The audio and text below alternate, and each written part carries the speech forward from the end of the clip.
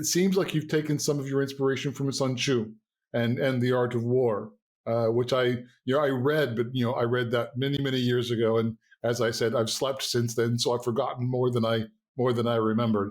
But one of the things your publisher talks about is at the end of the book, we're not sure if he likes bureaucracy or not. And I'm like, okay, so we're going to start with, tell us what is your definition of bureaucracy?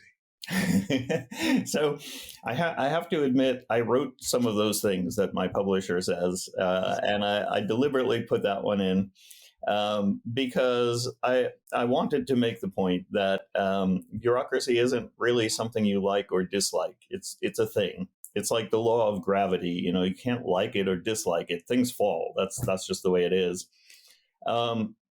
So the definition that I used is a simplified version of the standard academic definition, which comes from the sociologist Max Weber, who was writing around 1920. And he lists a lot of characteristics that he considers to be the essence of bureaucracy.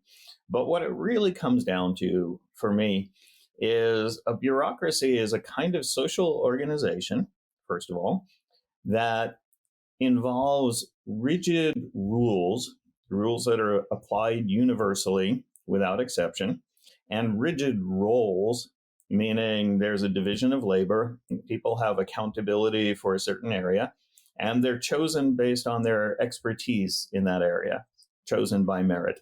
So to really boil it down, it's a social organization with rigid rules and rigid roles. And that's kind of the working definition that I use.